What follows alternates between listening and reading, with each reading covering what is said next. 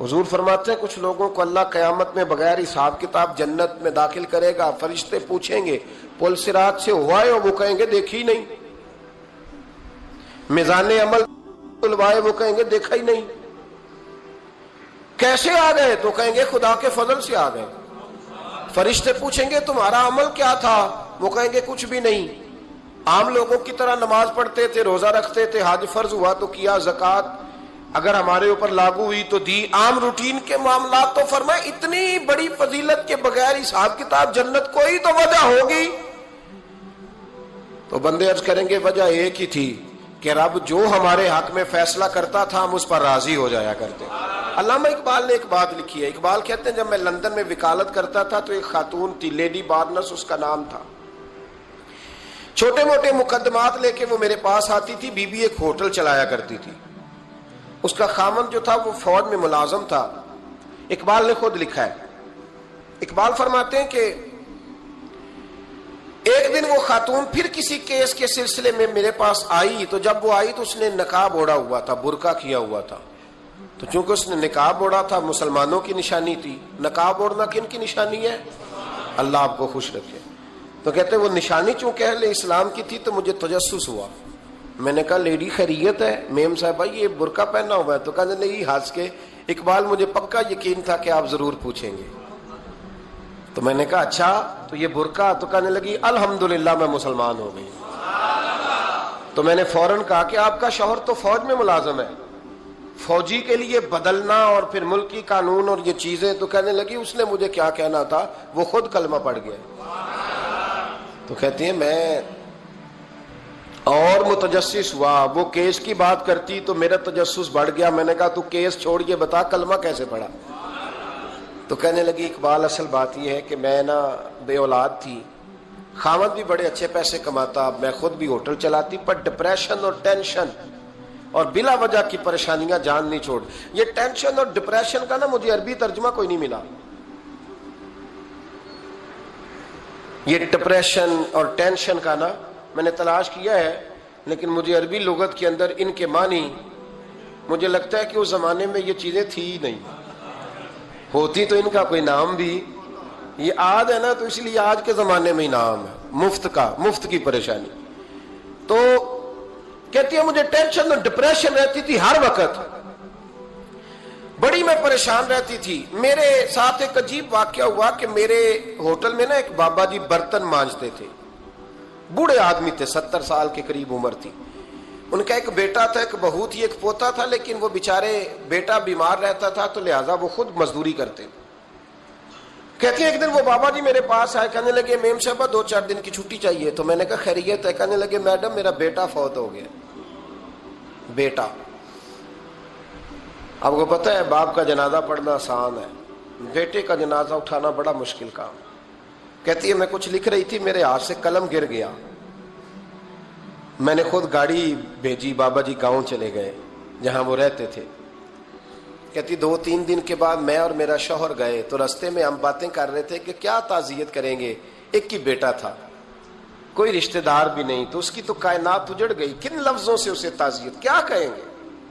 کہتے جب ہم گئے تو وہ ٹوٹی ہوئی چٹائی پہ بیٹھا تھا، کچھ لوگ قریب تھے، ہم نے جا کے کہا بابا آپ مسلمان ہیں، ہم آپ کو کیا نصیحت کریں، ایک ہی بیٹا تھا، کہ کس طرح کر کے ہم آپ کو تسلی دیں۔ تو کہتے ہیں اس نے آنکھیں کھولی، بوڑھی آنکھوں میں ایمان کی روشنی، کہنے لگا بی بی کیا تعزیت کی بات کرتی ہو، میں نے کوئی پیسے جمع کرا کے بیٹا لیا تھا، خدا نے فضل سے دیا تھا، عدل سے لے گیا ہے، میں اپنے رب کے فیصلے میں بڑا راضی ہوں، اللہ بڑا کریم ہے، وہ لے گیا، اس کا مال تھا۔ آپ یقین کریں ہمارے دیہاتی لوگ یہ کہا کرتے تھے، میں نے کانوں سے سنا ہے، ایک بوڑھے آدمی کا ایک دفعہ بیٹا فوت ہو گیا تو کسی نے اس سے کہا بابا چھوٹی عمر میں بچہ چلا گیا، تو مجھے لفظ نہیں بھولتے، کہنے لگے پتر اللہ دی فصل ہے، کچی وڈے تاں وی دی ہے۔ سنے آپ نے بھی کبھی یہ فکرہ، کچی وڈے تے پکی لے جائے تے تاں وی ہے جو وہ دی، تو جب اس کا جی چاہا وہ لے گیا۔ اللہ اکبر۔ وہ خاتون کہتی ہے کہ وہ بابا جی سے میں نے کہا کہ چلو آپ 1 مہینے کی چھٹی کر لے، تو کہنے لگا نہیں میڈم میں مسلمان ہوں، مفت کی روٹی نہیں کھاتا، مزدوری کر کے کھاتا ہوں، میں انشاءاللہ 2-3 دن کے بعد کام پہ آ جاؤں گا۔ کہتے ہیں وہ چند دنوں کے بعد آ گیا. اللہ کی قدرت کے ابھی 2-3 ماہ گزرے تھے پھر آیا. میڈم چھٹی چاہیے کچھ دنوں کی. میں نے کہا خیریت ہے؟ کہنے لگے وہ میری بہو بھی ہارٹ اٹیک سے فوت ہو گئی. کہتے اب میں بھی تڑپ گئی اور عیسائی ہو کہ میری آنکھوں میں آنسو آ گئے. میں نے کہا گھر کا دروازہ بند ہو گیا, اب یہ بیچارہ کیا کرے گا؟ وہ اپنے شوہر کے غم میں ہارٹ اٹیک سے فوت ہو گئی. کہتے ہم پھر 2-3 دن کے بعد تعزیت کے لیے گئے. پھر ٹوٹی ہوئی چٹائی, بوڑھا نہ اپنی انگلیوں سے زمین پر کچھ بنا رہا.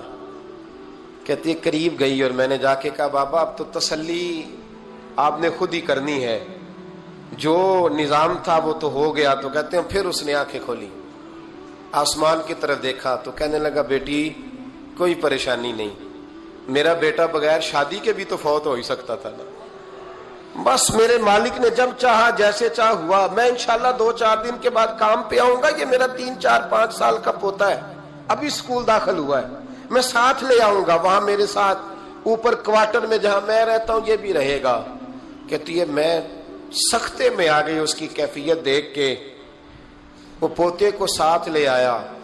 کبھی کبھی میں دیکھتی چھت پہ کھڑے ہو کے کہ دادا گھوڑا بنا ہوا ہے اور پوتا سواری کر رہا ہے. وہ سویرے اٹھتا, اس کو سکول چھوڑ کے آتا, شام کو لے کے آتا, پیار کرتا, محبت کرتا. تیسری منزل پر ہم نے ایک کوارٹر دیا ہوا تھا, وہاں دادا پوتا رہتے. اللہ تو بڑا بے نیاز ہے. کہتی ہے اقبال ایک دن نا پوتا اوپر والی منزل پہ کھیل رہا تھا, اس کا پیر پھسلا, وہ گردن کے بل زمین پہ گرا. مجھے خبر ہوئی تو میں دوڑی, ایمبولینس منگائی. خون سے لتھڑے ہوئے اس بچے کو دادے نے اپنی گود میں رکھا. اور جب ہم ہسپتال کی طرف گئے تو ہاسپٹل بعد میں آیا, جناب اسرائیل پہلے آ گئے اور کہتے ہیں وہ گود میں دم توڑ گیا. پھر دادے نے اسے اپنے ہاتھوں سے غسل دیا, پھر اس نے اپنے بوڑھے ہاتھوں سے قبر کھودی اور پھر مٹی ڈال کے کہنے لگا انا للہ و انا الیہ راجعون. جے سونا ہی میرے دکھ وچ راضی, جے سونا ہی میرے دکھ وچ راضی. پھر سکھ نو چلے ڈاواں. کہتے ہیں وہ مٹی ڈالی اس نے, اور جب وہ واپس پلٹا تو میں بازو سے تھام کے ہوٹل قریب لائی اور میں نے اس کے قریب کہا کہ بابا تو ٹوٹ گیا ہے, تو بکھر گیا ہے. مجھے محسوس ہوتا ہے کہ اب نہ تیری راتیں اور تیری صبحیں اور تیری شامیں غموں میں گزریں گی. تو کہتے ہیں یوں اس نے ہاتھ رکھے اور یوں آنسو چھٹک دیے.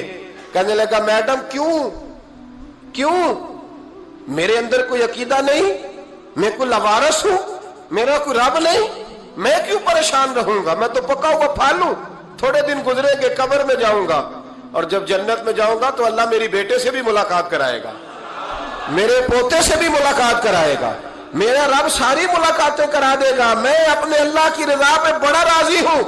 وہ خاتون کہتی ہے میرا اور میرے شوہر کا کلیجہ پھٹنے لگا.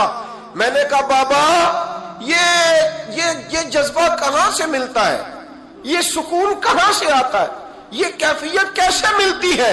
مجھے کہنے لگا تو نے لینی ہے؟ میں نے کہا. تو کہنے لگا تو بھی گنبد خضرا والے نبی کا کلمہ پڑھ جا, تو بھی رسول اللہ کا کلمہ پڑھ جا.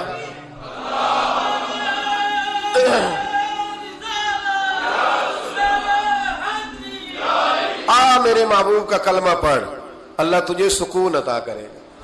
ایک حدیث نہ پڑھ لوں مسلم شریف سے, بخاری سے ایک حدیث نہ پڑھ لوں تاکہ یہ بات مضبوط ہو جائے. حضرت ابو طلحہ رضی اللہ تعالی, بیٹا شدید بیمار ہے, مزدور آدمی تھے, کئی دنوں سے گھر تھے. بیوی کہنے لگی اگر آپ گھر میں بیٹھے رہیں گے تو کھائیں گے کہاں سے, جاؤ آپ مزدوری کرو, میں بیٹے کو دیکھتی ہوں. ابو طلحہ مزدوری کرنے چلے گئے. شام کو آئے تو بیٹا فوت ہو چکا تھا. عورتیں بے حوصلہ ہوتی ہے نا اکثر, پر بیوی نے سفید کپڑا ڈال کے کمرے میں رکھ دیا. بیٹا, ماں اور بیٹا کو ناپ تکتا ہے رشتہ, بیٹے میں سفید چادر ڈال کے کمرے میں رکھ دیا. حضرت ابو طلحہ انصاری آئے, بیٹے کا کیا حال ہے؟ کہنے لگی اللہ کی رحمت میں ہے. اللہ کی, کیسا جملہ ہے, اللہ کی رحمت میں ہے. خامد نے کھانا کھایا, بیوی سے ملنے کو دل کیا تو ملاقات ہوئی. فارغ ہو کے بیٹھے, تو خاتون اٹھ کے نا خاوند کے قریب گئی, اس کا ہاتھ تھاما, کہنے لگی نبی کریم علیہ السلام کے صحابی ہو, ایک مسئلہ دریافت کرنا تھا, بتاؤ گے؟ کہ پوچھو. کہنے لگی اگر کوئی آپ کے پاس امانت رکھوائے اور پھر اپنی امانت واپس مانگے تو کیا کرو گے؟ حضرت ابو طلحہ کہنے لگے پوچھنے والی کیا بات ہے, جس کی امانت ہے واپس کر دیں گے. اب زوجہ روئی, اب صبر والی بی بی روئی, اب ماں روئی, آنسو ٹپکے, آنچل سے پوچھ کے کہنے لگی ابو طلحہ وہ بیٹا بھی اللہ کی امانت تھا اور رب اپنی امانت لے گیا ہے, اٹھو غسل کفن کا بندوبست کرو.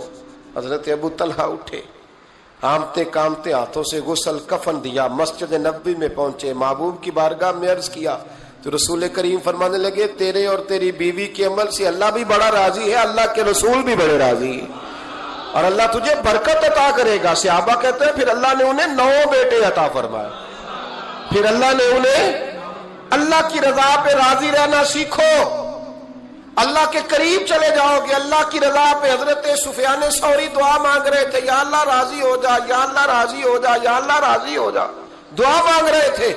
بی بی رابعہ بصری پردے کے پیچھے بیٹھی تھی, جب دعا لمبی ہو گئی تو کہنے لگی سفیان بس کر, کوئی اگلا لفظ بھی بول, بس کر.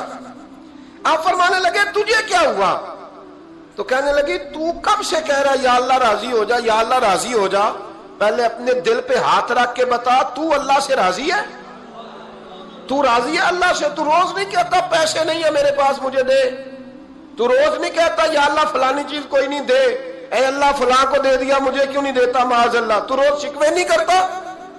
فرمایا پہلے تو راضی ہو جا. ترمذی شریف کی حدیث ہے, میرے نبی کریم علیہ السلام نے فرمایا تم اللہ کے دیے ہوئے تھوڑے رزق پہ راضی ہو جاؤ, اللہ تمہاری تھوڑی عبادت سے راضی ہو جائے.